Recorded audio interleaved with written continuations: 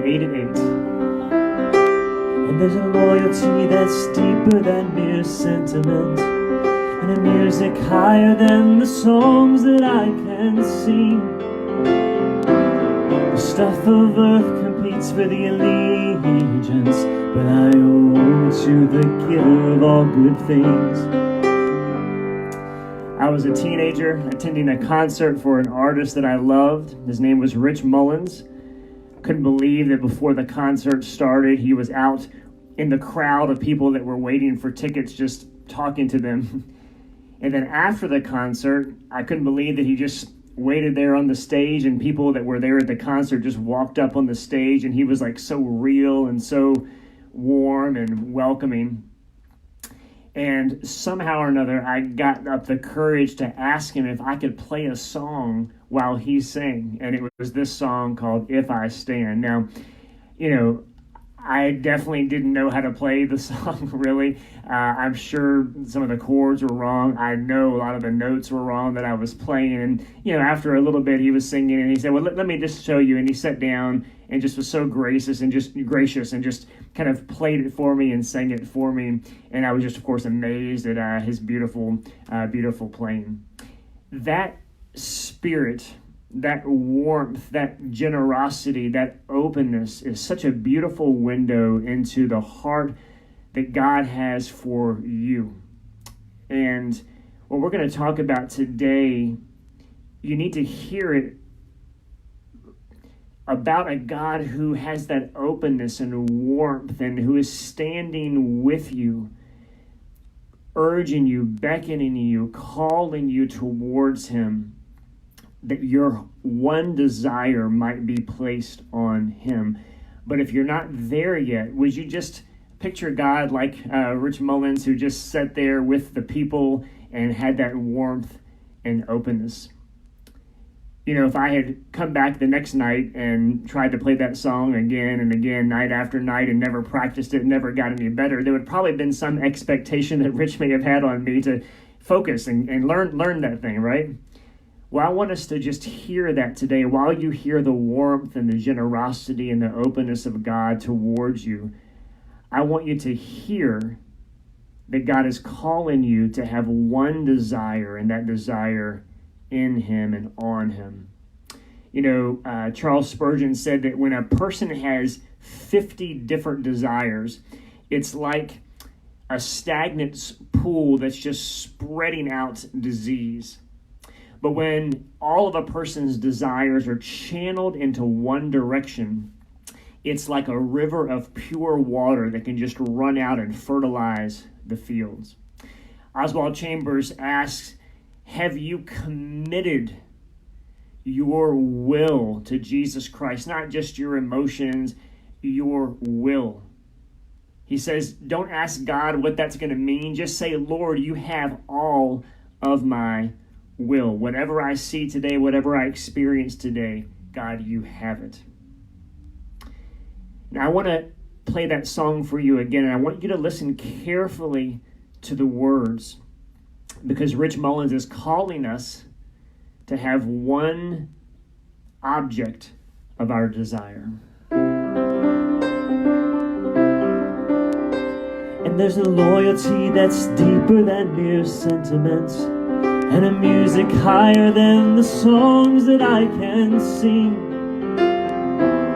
The stuff of earth competes for the allegiance. I owe only to the giver of all good things. The stuff of earth competes for the allegiance, but I owe only to the giver of all good things. Now I'm going to play another song for you here in just a minute, and I'm going to ask you to go on a journey with me. I don't know where you are, if you're riding in your car or if you're in your home, but I want to ask you just to take a moment and consider, is my one desire on Christ? If it's not, this is your opportunity to feel the warmth, the openness, the invitation that God has for you this morning, like that artist did for me so many years ago after his concert. But I also want you to feel him pulling you forward. I want you to feel him focusing your desires. Don't just let them be where they were yesterday. Let them focus and let him draw you in. Pray, talk to God, focus into him, and see if he might show you something about your desires this morning. The song is inspired by Psalm 27 and Psalm 84. Those are awesome psalms you can read today after this is done. One thing I ask, and I would seek to see your beauty, to find you in the place your glory dwells. 'Cause better is one day in your courts, better is one day in your house, better is one day in your courts than thousands elsewhere. Better is one day in your courts, better is one day in your house, better is one day in your courts than thousands elsewhere, than thousands elsewhere.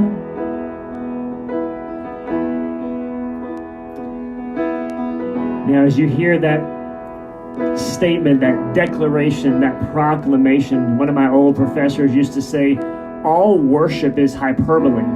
In other words, we usually can't really mean all the things we say to the extent that we say them. And sometimes that's actually what reveals what needs to change on the inside of us. We say something like, Lord, better is one day in your courts than 1,000 elsewhere. And then we realize, oh, I'm not really totally sure my heart is really there, or my life actually looked like that yesterday. So what I want to ask you to do this morning, in this just brief moment that we have, is if you can identify some place in your heart that's not really saying that God, that's better is just one day with you than 1,000 elsewhere. If you can feel your desire split, like Spurgeon said, into that stagnant water, would you just begin to name those desires? And maybe there's something that you could say today. God, you take this.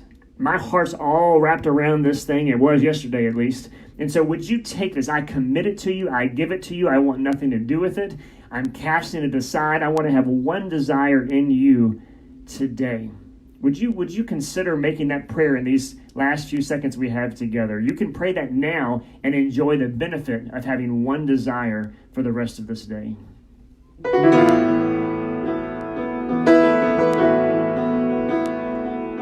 For here my heart is satisfied within your presence, and I sing beneath the shadow of your wings. Pour your heart out. Lord, better is one day in your courts, better is one day in your house, better is one day in your courts than thousands elsewhere. Better is one day in your courts, better is one day in your house, better is one day in your courts than thousands elsewhere, than thousands elsewhere. Spurgeon said, happy is the person who has one desire, if that one desire is Christ. Such a person will never be content with just the external things of life, the stuff of earth that competes for the allegiance. He says that person will say, you're just offering me an empty pitcher. I want the water in the pitcher. Would you seek after the water today, the water of God, the water of Christ that can actually fill you and spread out to fertilize the land around you? This final blessing for you. And there's a loyalty that's deeper than mere sentiment, and a music higher than the songs that I can sing. The stuff of earth competes for the allegiance I owe only to the giver of all good things. So if I stand, let me stand on the promise that you will pull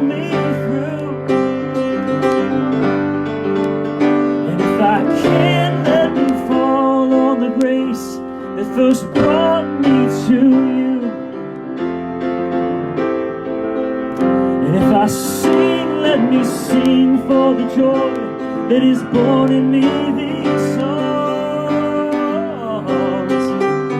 And if I weep, let it be as a man who is longing for his home. And if I weep, let it be as a man who is longing for his home.